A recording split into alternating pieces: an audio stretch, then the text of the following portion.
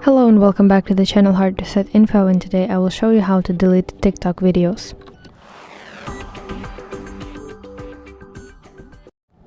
So open TikTok on your device and go to your profile at the bottom, and then open whatever video that you want to delete.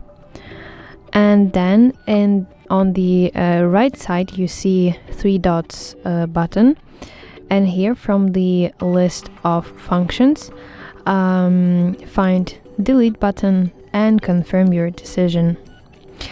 And now we see that this video was deleted, and basically that's it. I hope you find this video helpful, and if so, please leave a thumbs up and don't forget to subscribe to our channel. See you soon. Bye bye.